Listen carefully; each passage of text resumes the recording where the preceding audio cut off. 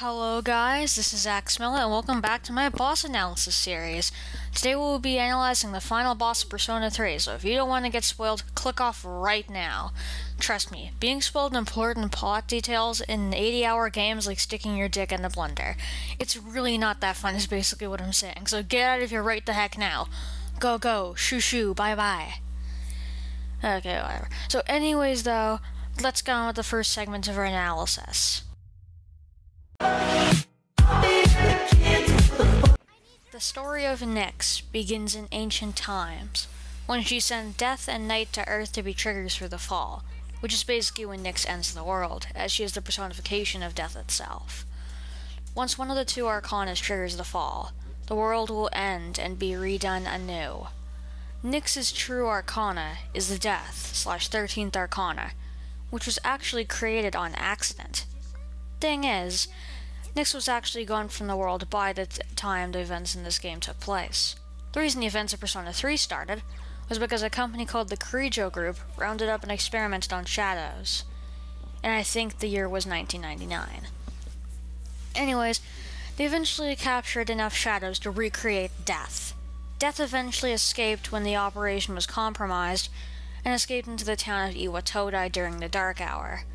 Once Death reached Iwatodai, it split into 13 pieces and each piece went its separate way.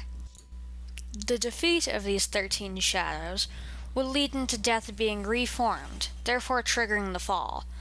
While 12 of the shadows hid in the Dark Hour, however, the 13th shadow got into a fight with an anti-shadow machine, leading to it being forcibly placed inside the body of a little boy, who eventually became the protagonist of this story.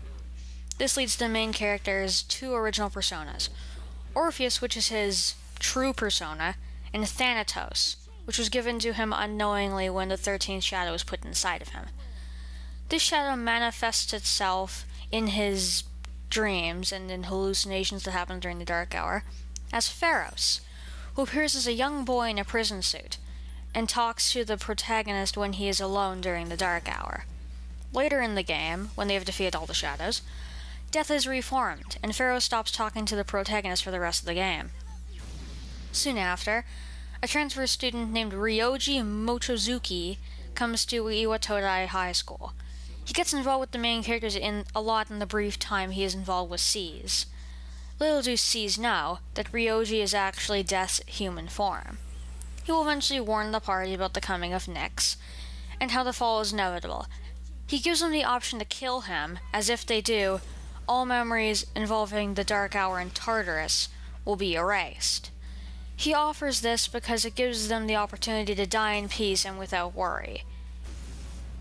They refuse this offer, however, and Ryoji leaves to call Nyx into the world of the living.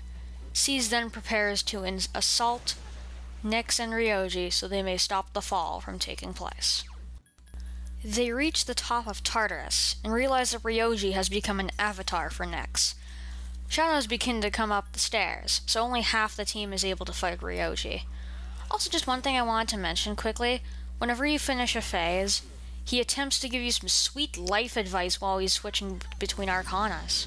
The arcana is the means by which all is revealed.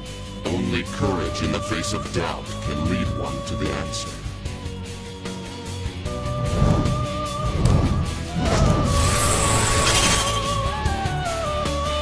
One epic final boss fight later, Nyx will just start the fall anyway, and increase the gravity around C so they cannot fight back, and have to watch as the world they care so much about crumbles away. The protagonist is able to break free of the bonds Nyx has placed upon them, because he gains access to the Universe Arcana. He flies upwards to fight Nyx alone, even as his friends protest in the background. The protagonist eventually uses the Great Seal to purge Nyx and her corruption from the Earth. Now, I'm about to give a very massive ending spoiler in order to finish this lore segment, so if you don't want to be spoiled in the ending, skip to the time on screen right now. I will give you a couple of seconds to do so. Okay, the spoiler alert's over. Now to continue with the video. Anyways, he eventually dies weeks later in Aigis' arms because he used his soul to seal Nyx away for all eternity. We can't afford to lose.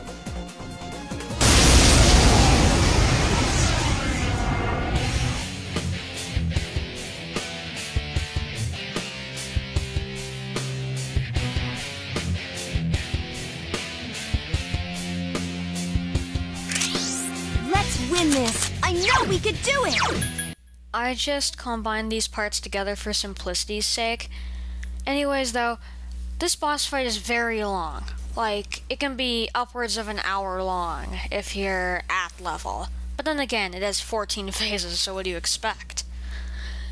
The first phase has Nyx at 1,500 HP, as do the next 12 phases, which means not counting the last phase at all.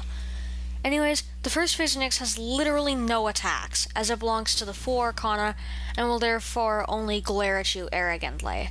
And Nyx always gets 2 turns, except for his first phase.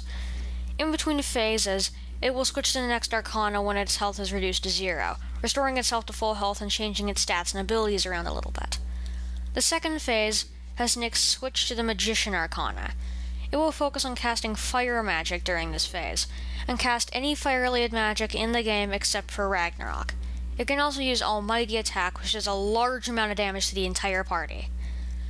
The third phase is when she switches to the Priestess Arcana. She will focus on using ice attacks in this stage of the fight. She can also cast Almighty Attack in any phase after the full phase, even twice in a row with her double turns. Also, just so you guys know, most of the phases up until the last phase are kind of boring.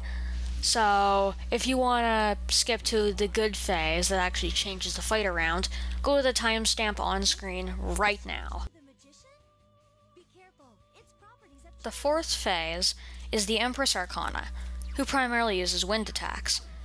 The fifth has you against the Emperor Arcana, who uses lightning attacks. The sixth phase represents the Hierophant Arcana, whose main attack type is physical attacks and buffs to its critical hit rate. The seventh phase of the fight is the Lover's Arcana, who primarily uses attacks which inflict charm and panic. The eighth phase is the Chariot Arcana, who continues the trend of physical attacks, but uses the really heavy-hitting ones, and it also doubles its own attack power before using them. The ninth phase is the Justice Arcana, which uses light attacks and buffs its attack for Almighty Attack. The 10th Arcana has the Hermit Arcana, which will use darkness attacks and a lot of defensive spells. The 11th phase is the Fortune Arcana, and it will have access to all 4 main elements. She is also immune to elemental attacks during this phase. The 12th phase has you against the Strength Arcana, which is a copy and paste of the Chariot phase, but it also lowers your defense. The 13th phase is the Hangman Arcana. This phase uses dark and almighty attacks. Almighty attacks cannot be reflected, so this phase is incredibly deadly. And finally, I bring you the 14th phase. Nyx will transform its Arcana into the Death Arcana. This is where the fight gets kind of insane, to be honest with you. Nyx's HP increases from 1,500 for all the previous phases to 6,000. All of her stats drastically go up, and she gains access to almost every attack, buff, and debuff in the game. She also gains Moonless Gown, which causes all attacks done on her to be reflected back at the user for increased damage. It will only fall when the boss feels like removing it. The problem is, your AI-controlled party members will probably kill themselves during this phase if you don't manipulate the AIs. At a quarter of her maximum HP, which is 1,500 HP, she will start to cast Night Queen, which does insane damage and can inflict any status effect in the game that is negative. Which means if your healer is inflicted with Charm, the boss might get healed back up to full health and you'll die, because at that point in the fight, it becomes a damage race to see who kills each other first. Eventually you will defeat her, but the story says otherwise. A cutscene will happen, and then you will be transferred to a solo fight against Nyx where you cannot use any magic or items. Nyx will cast Death, and you will be reduced to 1 HP. Your friends crowd for Nyx to spare you, and be put in your place as she slowly kills you. But as your friends crowd for her to stop, you will regain some of your HP. She will keep casting Death, but you will begin to resist her a little bit. Eventually, you get to full HP and are able to activate the Great Seal. instantly defeating Nyx and beginning the end of the game.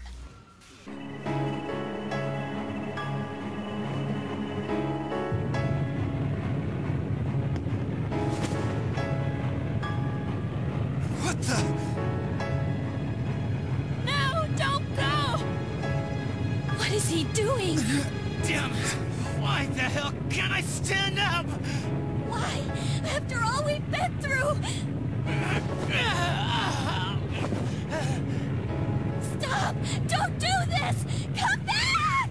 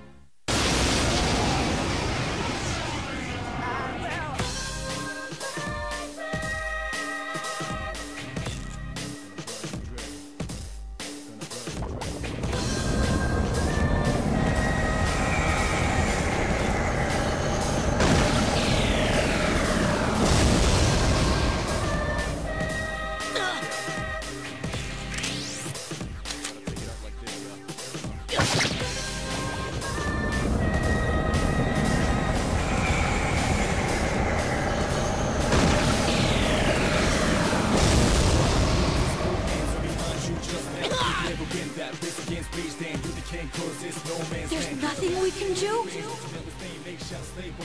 Don't give up. We have to believe in him. Give him strength! Take my life if you must!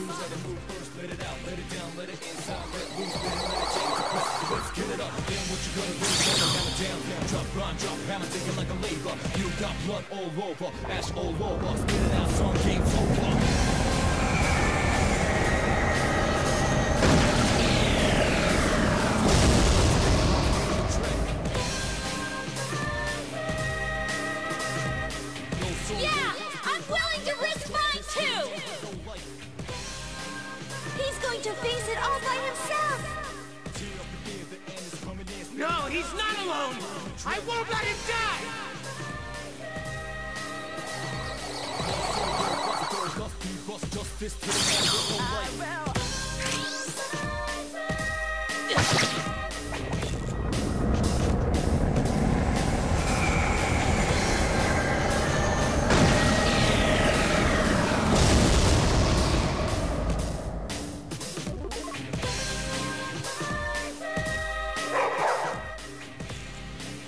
I won't allow this world to be destroyed!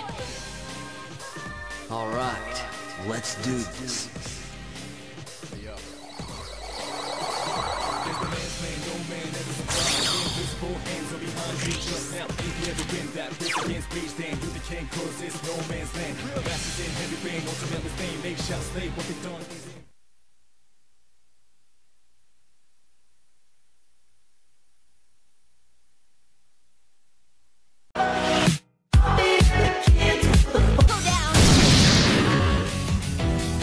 The moment man devoured the fruit of knowledge, he sealed his fate. Entrusting his future to the cards, man clings to a dim hope. Yet the arcana is the means by which all is revealed. Beyond the beaten path lies the absolute end. It matters not who you are. Death awaits you.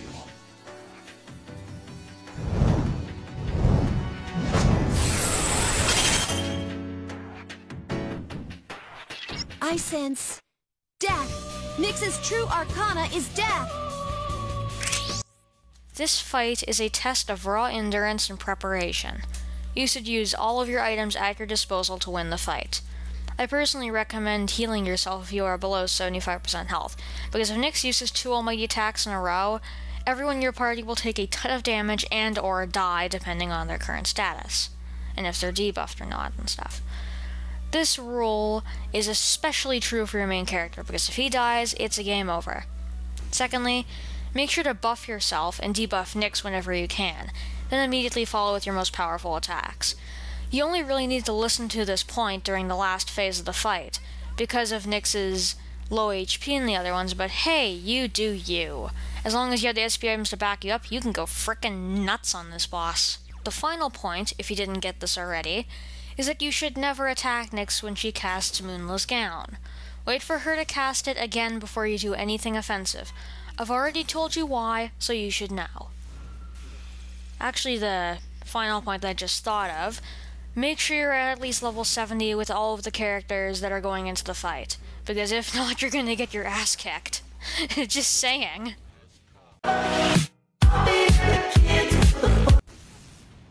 The fight is incredibly long, and therefore quite challenging. Its attacks can knock out your party members in 2 to 3 hits most of the time, and I was playing on easy mode, so God knows what it's like in the hardest difficulty. I did only die once during the fight, but that's because I'm pretty decent at this game. I think I'm maybe above average a little bit, not trying to flaunt my ego or anything. Its difficulty is deserving of its 7 out of 10 rating. Secondly, we have the originality. This boss isn't really original in terms of origin, but it comes into its own through character design and gameplay mechanics in her fight. Overall, I'd give her originality an 8 out of 10. Fun factor is incredibly easy to grade here because I know that I had fun during this fight and that's all I need to grade it, so it gets an 8 out of 10. You will notice I'm not combining these into an overall rating. That's because after the last one, which is about the Wither, go check it out, I realized that this is kind of subjective and bosses don't need to be hard or original in order to be enjoyable. That's why the verdict phase will never be in another one of these videos unless I make a different kind of video for the series, like a ranking of community-picked boss fights. But whatever, I'm getting ahead of myself. Anyways, I hope you enjoyed the video and that you share and subscribe for more content with a whiny child in the background. If this video gets 10 likes, I will, I don't know, smash a cracker with a hammer on camera. I don't bloody know. This has been Axemmela. Goodbye!